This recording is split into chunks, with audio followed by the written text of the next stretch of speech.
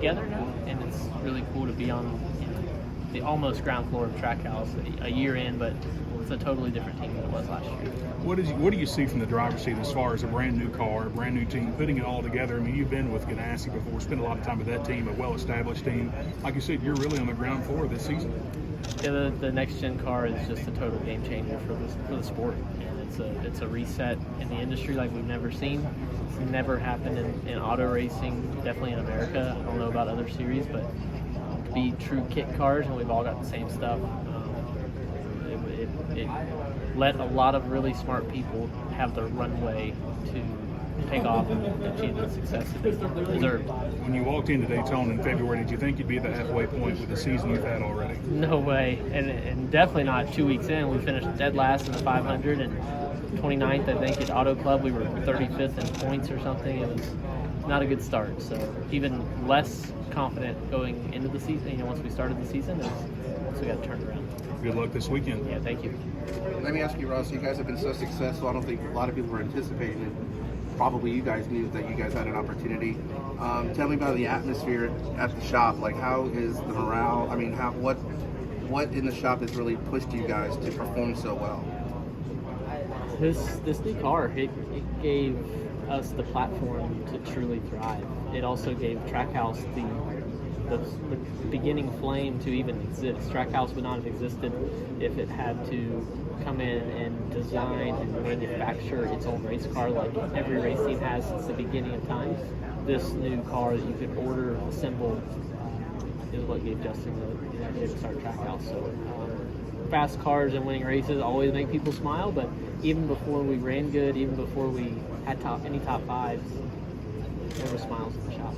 Now, the race in March was exciting to watch as a fan.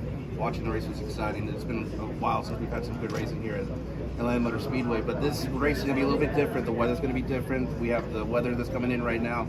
Well, even though you've raced here in March, do you think it's going to be different than it was in March with the weather conditions and the warmer temperatures than it was in March?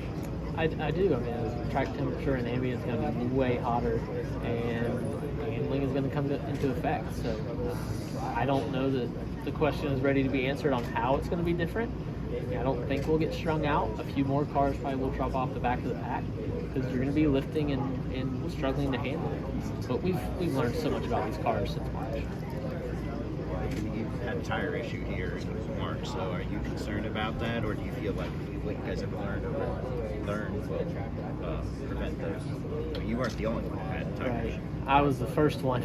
So, it's the same tires. They've been sitting since they were made. I think their date codes are February, and they've been sitting waiting on us to come back here. So we've done things to the car. I know that they've told me to try to not let that happen again, but how slow do you want to go, right? You still want to go fast. So I told them, I'm not setting up the car, so Phil Surgeon and the guys do whatever they think, and I'll drive it and try to make it all 400 miles.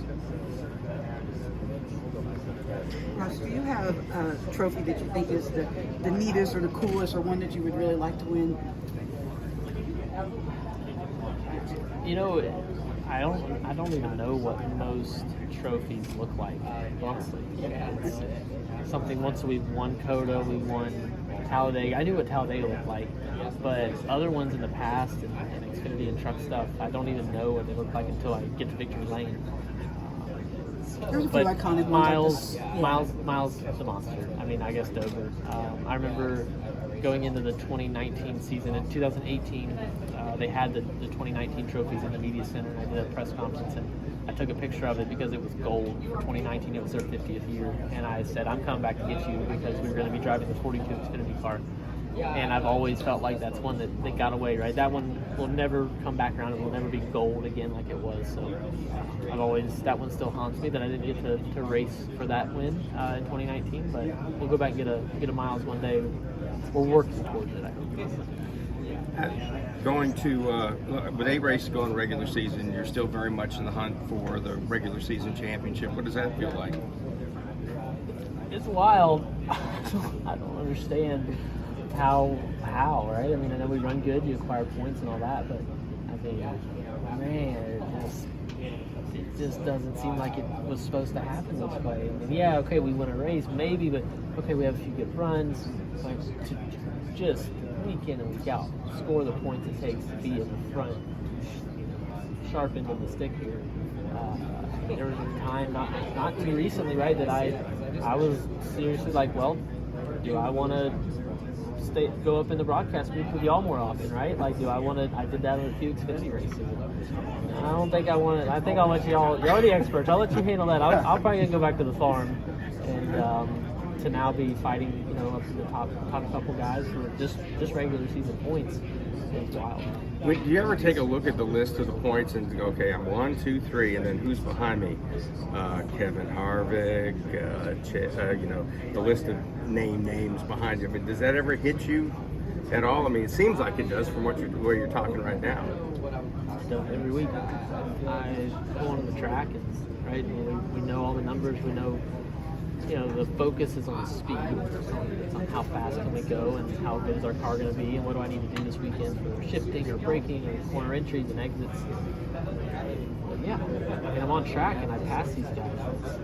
Our cars are just that good that it still catches me by surprise. And so sometimes I pass guys. Our cars are so fast. Sometimes I pass guys on accident, and that's when I've actually gotten in trouble sometimes. Okay, the car is truly so fast. Like, I've got to rein in my driving because in the past I could drive it that hard and I would never pass anybody. And now people are by them, and sometimes with contact. So that's what I have to continue to grow on. Speaking of reining in, last time we ran a flat track, like New Hampshire Gateway, you got in a bunch of things. It seems like you always take that stuff to heart and really try to learn something from it. I mean, you don't run from the responsibility of if it was your fault or whatever. Was Gateway one of those maybe watershed learning moments that maybe you don't have to go through again? I sure hope not. I wouldn't wish that on anybody. I definitely poured it on thick there after the race of apologizing, but I truly was sorry that I wrecked Denny. What I didn't get across is that I wasn't sorry that I bumped him. Like, I meant to bump him, and I just didn't mean for him to get really loose and go up and hit the wall. Like, I just did it in a really bad way, and I should have never done it. Looking back, it was like 45 or 50, 300-mile race. So, yes, hopefully learn from that. I mean, I have learned from it, but putting it into action is another thing. So, we've had a few weeks of just truly calm, 5th, 4th place, and we get out and I'm like, nice quiet weekend. Nobody wants to interview me. So we're not, 6 months ago before the season, I was begging for interviews. Like, I was like anything to get an interview, and now I'm like, all right, nobody wants to talk to me. I think I did okay.